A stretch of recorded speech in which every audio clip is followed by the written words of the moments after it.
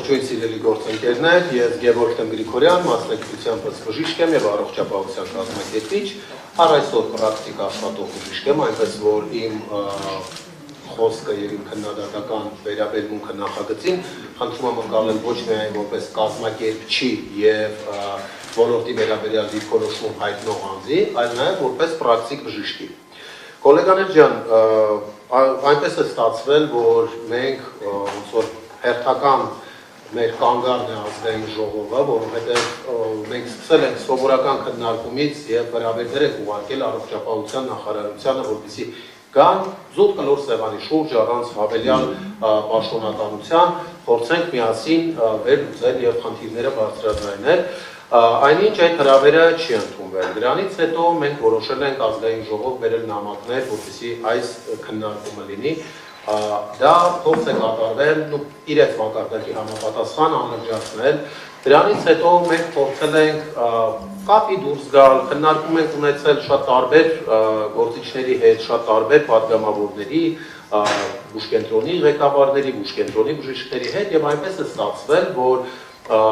տեղեկացել ենք, որ բուժաշխատողների այս խուլ բողոքը, ինչու եմ ասում խուլ, որովհետեւ բողոքը արկա է եւ մեր բանախոսներից Կարին Աղալարյան կներկայացնի, փաստերով կներկայացնի այդ բողոքները, բայց խուլ բողոքը ձևավորվել է այն արդյունքում, որ հաստատի առողջապահության նախարարությունը իր վարչական լծակը կիրառելով արտադրում է տնօրեններին շանտաժի եւ տերորի ենթարկել բուժաշխատողներին, ովքեր որևէ տեսակի ձայն բարձրացնեն։ Կա նույնիսկ դեպք, որ մեկնաբանություն գրելու համար բուժաշխատողին ազատել են աշխատանքից։ Այսօր առավոտյան ես ստանում եմ առավոտյան ստացել եմ վերջի դիմում բողոքը, որտեղ որ նշվում է, որ օրինակ անզգայացման ոլորտում անեստեզիոլոգ բժիշկը,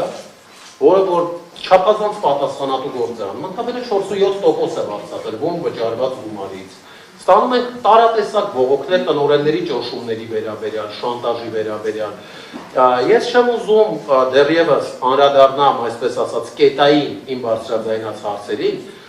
որովհետև այդ ելույթների ժամանակը ես հավանաբար կօգտագործեմ, որպեսզի սույն կարգում, որը որ հաստատվել է նախարարության կողմից, սույն կարգում առկա թերությունները ներկայացնել, զուտ ես ուզում եմ հիմա ասել, որ շատ ուժեղ ցավ եմ ապրում, որ առողջապահության նախարարությունը, ինչպես նաև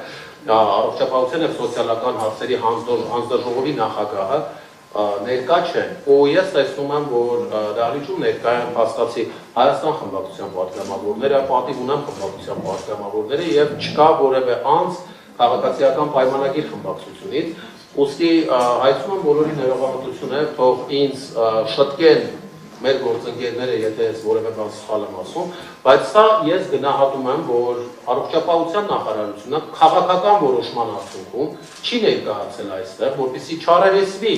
առկա խնդիրների հետ, եւ առողջապահության նախարարությունը քաղաքականացնում է բուժաշխատողների բարձրացրած զուտ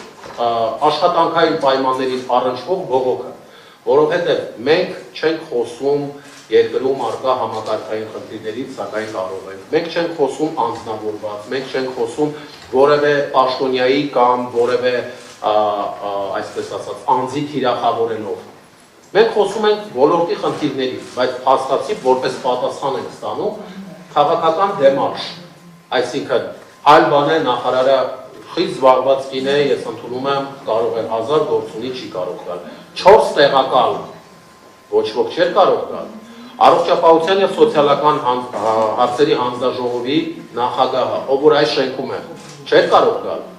Արդյոք այդքան ծանրաբեռնված է մեր ոլորտային գործիչների կյանքը, որ իրենք չեն ուզում գալ եւ առերեսվել իրական բողոքի հետ եւ սահմանափակվում են 1-2 բժշկական կենտրոններից տակուկ տեղավորված մասնագետներով, ու ովքեր որ իրենց տնօրենների հետ պայմանավորվածության են հասել, որ իրենց աշխատավարձի վրա դա որևէ փոփոխություն չի լինելու եւ շարունակում են բուժաշխատողների ձայնը լրացնել։ Ես համարում եմ, որ սա անթույլատրելի է, ես համարում եմ, որ սա խաթարում է բուժաշխատողների առօրյա աշխատանքը եւ ինչպես մենք արդեն ճանապարհին քննարկելով եկանք, ես պատրաստականություն եմ հայտնել ու դեռևս հայտնում եմ բոլոր հետաքրքրված անձանց հետ անհատական հանդիպել, բացատրել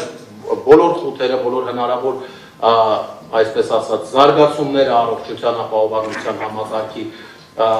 ինչպես մարդու իրավունքների պաշտպանի գրասենյակին, այնպես էլ անկախ կուսակցական եւ քաղաքական պատկանելիությունից ու հայացքից բոլոր հետաքրքրված գործիչների։ Շատ է ցավով եմ արձանագրում, որ նման պատասխան, որը ես նոր լսեցի Տիկին Գյուրեղյանը ընթերցեց, շատ եմ ցավում, որ նախարարը սպասում է, որպեսզի առաջին եռամսյակը ամփոփեն նոր իրենք մասնակցեն խորհրդարանական քննարկումներին, բայց միևնույն ժամանակ երեք կառավարության նիստով արդեն իսկ իրենց ծախսերի գերածախս են տվել եւ չեն սպասել այդ եռամսյակի ամփոփմանը, բայց արդեն իսկ կառավարության պահուստային ֆոնդից 29 միլիարդ գումար են վերցրել, որպեսզի կարողանան 2.5, ավելի լավ, գոնե 2.5 միլիարդ գումար են վերցրել, որպեսզի կարողանան այս ծախսերը հոգան, որը որ պայմանավորված է գերածախսով, այսինքն բժշկական ծառայությունների ավելի շատ քան նախատեսված է կիրառումով։ Եվ այստեղ արդեն հարց է առաջանում, ում ձեռքերով են այդ գերածախսը տվել, բուժաշխատողների հարգելի ընկերներ, բուժաշխատողներն են հավելյալ աշխատել, բուժաշխատողներն են այդ ծանրաբեռնվածության տակ մտել եւ արի ուտես, որ բուժաշխատողները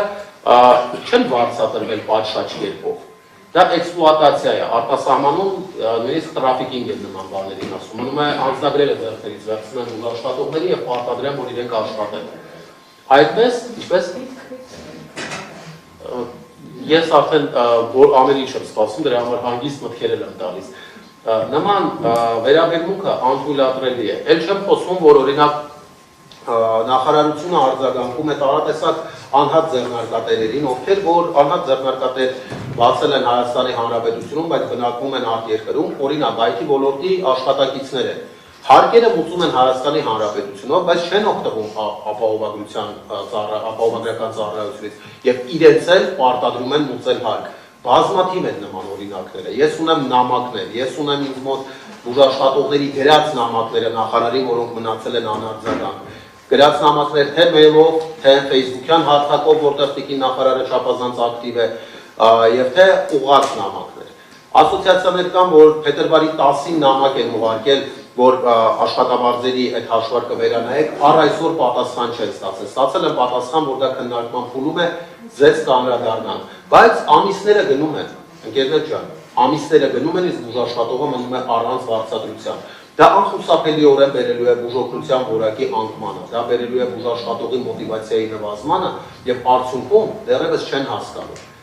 Տակ են այսպես ասած։ Դուժելու է թե պացիենտը, ով որ ըստ նախարարի հրապարակման 1.8 միլիոնով լեղապարկ է վիրահատում,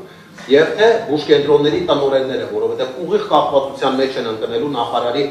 այսպես անելուց։ Ուզի ուղղորդի այնտեղ հիվանդների, չի ուզի, չի ուղղորդի, որտեղ ուղղորդողն է պետական պոլիկլինիկայում աշխատող ընտանեկան բժիշկներ են, ովքեր անմիջական ենթակայության տակ են գտնվում նախարարությանը։ Եվ իրենց իսկ ցանկացած տեսակի հրամանով իրենք ուղղորդելու են այս կողմ կամ այն կողմ։ Ինչպես այսօր հրամանով լռում են։ Հարգելի ընկերներ, ես չեմ ուզում չարաշահեմ բոլորի համբերությունը, թող բանախոսները բոլորը ներկայացնեն իրենց տեսակետները, որպես հետագայում որպես հարց ու պատասխան, որպես ամփոփում, ես դեռևս հանդես կգամ խոսքով, շնորհակալություն ուշադրության համար։